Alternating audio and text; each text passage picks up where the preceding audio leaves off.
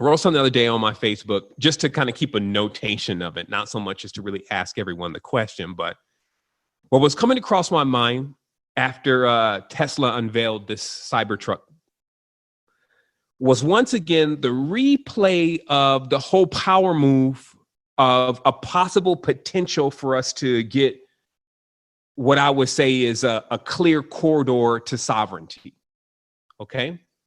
Because the world stage, you know, any type of studying will render this awareness. The world stage, ever since, let's say, World War I, the time of the birth of the machines, like the machines, I'm talking about like the steam. See, the steam machines and all of that, they're like a different kind of energy than the computers and the chips and the phones and all that kind of stuff. Okay, you just got to read these energies. So like a truck, to understand a truck, you know, a truck's like, you know, it's like loud frequencies and the gas and the smoke and the diesel and the truck driver. And then, you know, I think there was another even reference to the Teamsters, you know, and how the Teamsters, which a lot of people don't really even understand, the Teamsters and the whole story with Hoffa and all that, and what really happened with John F. Kennedy and all that, but that how they really were able to grab the cojones, if you may, of the oligarchs was they was like, but we bring it all to you. The food, anything that you have, a trucker bought it to you. That was the main statement. Anything that you have, a trucker bought it to you. So if you can't give us the same level of rights and respect and this and that, then we're going to stop bringing stuff to you. So this is kind of like one of the first examples of how you basically, as a David, destroy a Goliath. Because in this time, the wages and all that was basically like slave wages. Like they had gotten everybody on the fiat, but they weren't trying to make everybody rich. This is like the tycoons and the magnates, and there's a specific name, they call it the Gilded Age of the U.S. history, which is where they were making billionaires overnight, but it was just those coming from Europe and other places enriching themselves off the resources here. And then all the indentured servants and slaves, et cetera, were building up these industries. They had created these huge monsters, let's say the motors and the engines and all that. They were waging wars. And what was allowing them to do this was they controlled all the oil. The Warburgs, what a name, right? The Warburgs controlled all the oil. And so the power that everybody was using was regulated. And that was pretty much equaling where people couldn't actually get ahead until they drew on this awareness that, but yeah, everything that you're enjoying though, and this society that you have, that you've created, can only function if we're bringing you this stuff in these trucks. Okay, so what I'm showing you here with this is that on one end, there were some that used these machines as a way to try to get control and get rights and create unions and create fair wages to raise more children that had education. So you had that going on one end. And then on the other end, of course, you still had the oil and you had the burning and you had the lack of health and all this kind of stuff happening. And that's like a first massive wave, right? But now in that way, because still, of course, the Warburgs and them benefited, the buses and all that, they all benefited from this oil and this continuous production of oil. And that went unchallenged for now hundreds of years, almost 200 years, virtually unchallenged in that industry. And it's created a certain kind of world because it's very dirty. That's what they say about oil. Anybody who gets involved with it gets dirty, right? So now there needed to be an energy switch, but you know, it's like prying it from they'll be like, okay, you can pry it from my cold dead hands, meaning that they weren't trying to get rid of the oil industry and wars and all these kind of things. Then comes another emerging group. And this is what I'm telling you right now. This is what we're going to see in the future. We're going to see how all this plays out. And it's going to be like an arm wrestling match between two titans. And how all this plays out is actually going to shape the future of humanity. And this is pretty much between these oil barons and their fading power and this new power of solar power and electricity and those who govern that power in that world. Okay? And so let me just explain very clearly that when you see again what Elon Musk and Peter Thiel have done with bringing in the batteries, lithium ion, forwarding the technology, changing the bank's system. Remember, PayPal is not like it's not a bank. They had this, they kind of like forced their way in. They can now deal with banks because everybody uses PayPal. But literally, these are like beyond mafia tactics. That's what I'm trying to get you to see here. They appeal to the masses, the truck drivers, the unbanked, the people who, you know, want an alternative, already know the story about who's back there behind the scenes with the loans and the debt-based system and all that, and want an alternative. And they use a strategy where they're like, well, shoot, if I can get enough people on my team, I can go against these big oligarchs, but it's going to have to be a lot of people and it's going to have to be fast. And so this is what you saw with PayPal. PayPal, the .com, and the whole emergence of the internet was the big push against the Warburgs. And I just have to bring this story up again. Many of you heard me explain this story at some point, but I just want to bring this up because it's a big thing about why 2020 and the rest of this future is going to shape out in the way that we choose, because we're really early learning this kind of stage of awareness and knowledge, and all this stuff you can go and check back. So I just want to make it very clear. The tactic is, instead of trying to just fight them head on or even oust them, because even if you try to tell everybody, hey, the Rothschilds did this and they have all these companies and all that, well, that's just what happened in the last 10 years. Everybody disclosed again. But when you look at other societies that were in the coming up in the 1920s and 1930s, when they were already aware of even Nazi Germany's involvement in U.S. politics and all this stuff, they had already done the same thing that we're doing now with conspiracies, ousting. Hey, these are the people who are controlling the world. This is how they're controlling the world. They're using a debt-based system, blah, blah, blah. That knowledge was already available. But see how it came to us, like, because it was new to us, it came to us like, this is the first time the world is figuring this out. But no, that wasn't. So that shows us also that that doesn't work. It works individually. It helps make an individual person aware, and what they choose to do, you know, may vary and may change their life because they have that information. But as a whole, actually, it seems to depress people more and actually even get their ranks, the other side's ranks, a bit more enriched, because people say, oh, I'm going to go join that side then, since I know what it is. So what I'm getting at here is just disclosing the nefarious involvement of those industries wasn't enough to get rid of them. That technique did not work. Only the technique of actually appealing to the masses and the people who are suffering and getting them organized and available to do something at their level worked. That worked with the Teamsters. Now, when we think of the .com, this is what happened, because you may not be able to make the connection. So when this family, and we'll just say this is the Rothschild family, was approached with making investments in the .com sector, this is Silicon Valley, they laughed. There are actual interviews that they still have that you can listen to. And what the joke was by one of the Rothschilds was, so you're telling me that people would rather buy something off a computer screen, an internet, rather than go down to the store and buy it? And they laughed. Hilarious. Well, that's dumb. Because now, if you even think about it, if you're in the room, that does kind of seem dumb. It's like, why would I want to do that? Like, I would just like go and see the real one. I would have it today. So they totally didn't get it.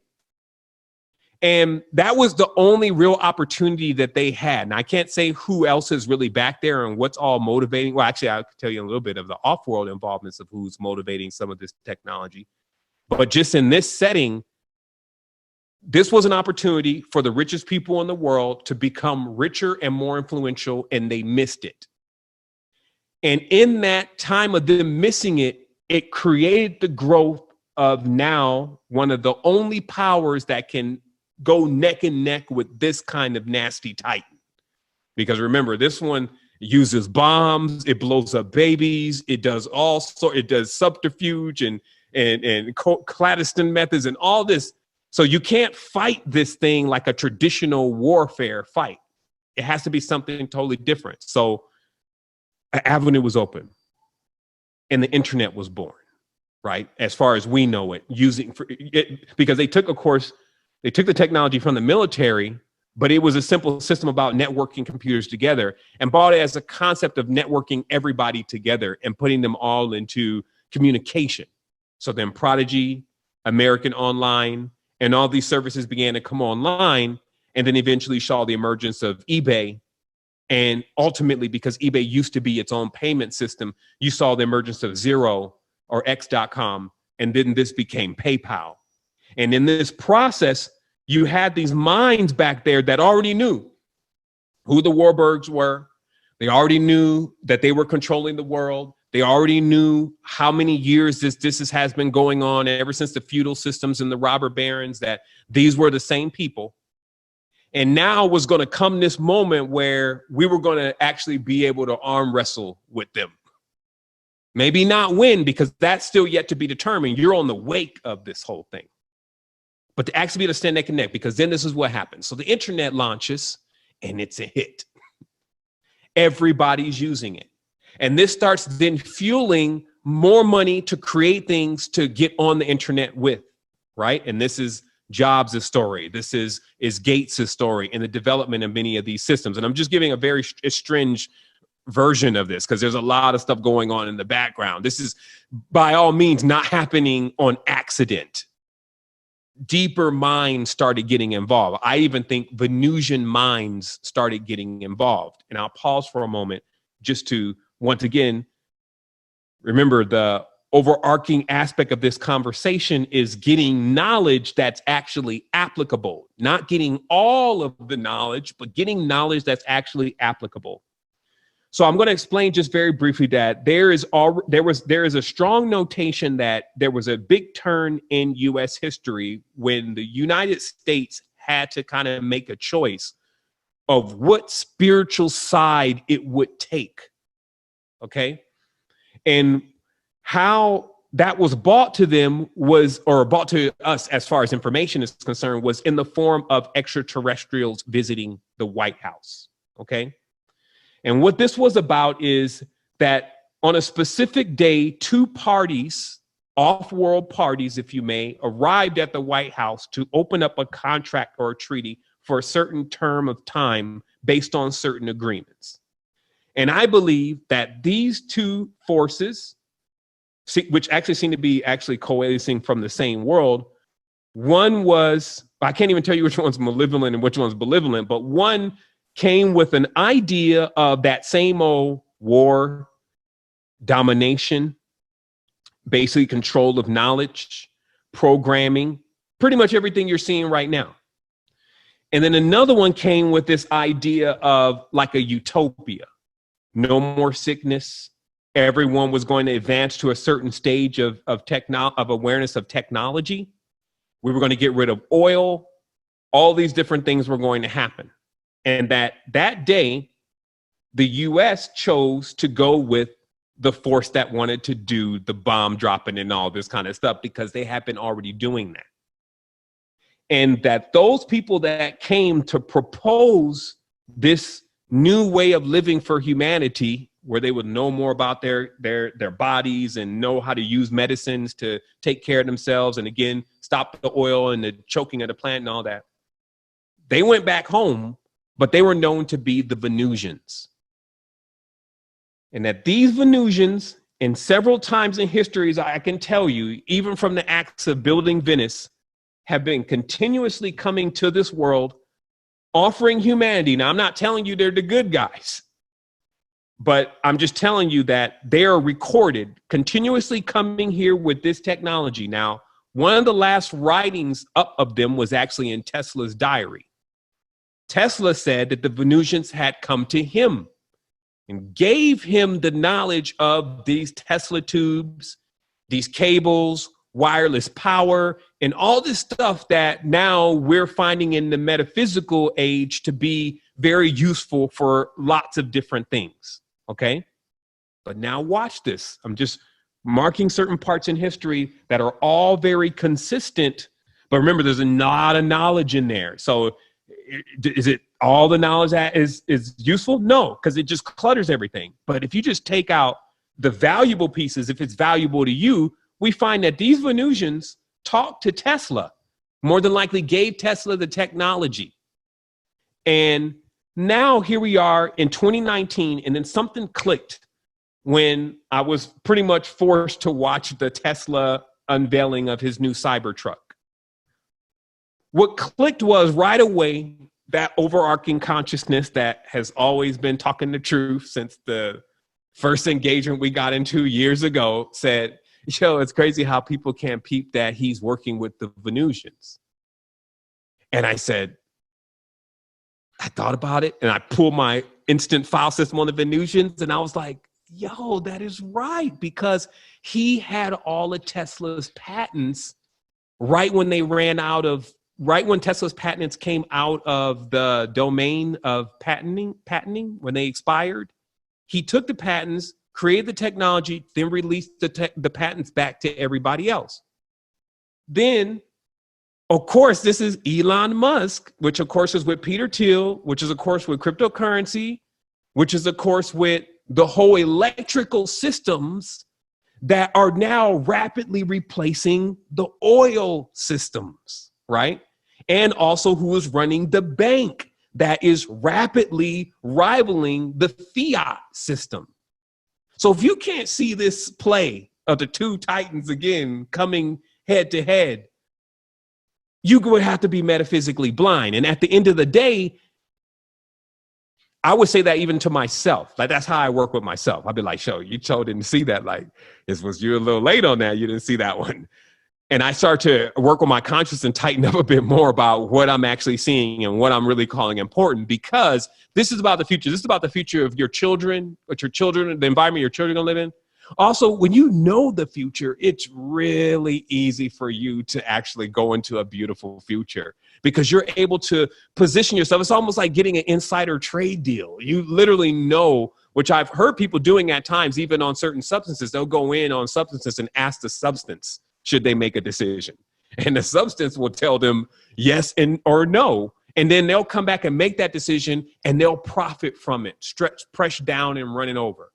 So instead of, again, jumping in ayahuasca ceremonies all the time, just, crying it all out and figuring out what you're going to do for Earth, 8 billion year old, massive creative form, what your little no judgment having is going to do for the big, here you come like hero, and it's not making any sense. And, what I'm saying is, instead of asking to what you can do, what we probably should be doing is tuning in and seeing what it's ready to do for us. Because one of the things that I have figured out irrefutably now is just how a computer works, right? You notice how a computer, it doesn't matter how powerful it is, if you don't engage it with something to do, it doesn't do anything. I'm telling you, the parents are the same way. If you don't come up with something and then be like, so dad, mom, androgynon, can y'all pull this one off for me? You never actually get a ping back. And then also, really, you got to be on some mature stuff. If you come in with a neophyte, I'm just trying to get a car, or I want to, none of that stuff. If it gets answered, you got to even watch out who answers it. But the genuine aspect of who we are and who our ancestors are, when you come up with a big thing and you show them that you're putting it all together and that you're willing, they take interest. Just like now you would start getting feedback, because reality is this thing is on a whole nother level. You can't even really be thinking of your mom and your dad and thinking that's who you're talking to. This thing is on a whole different level. So you got to skip the petty stuff is what I'm saying. You got to come right into the big thing. And you will come into the big thing by just showing thyself approved. That's really how the whole thing is really designed. So like I said before, how this whole thing is going to play out, I can't tell you these Venusians are here to save you. Because to be honest, they say it was more like a story like the V. Right? And there's only a few people that remember the V. And, many people were going to be sucked into it, and it wasn't going to be too beneficial for them. While there was a fifth column, which I always subscribe to. There was a fifth column that was fully aware of still, That's just to take the world into this other stage, but it's still polarized. But while this whole opening is happening, we can go straight through.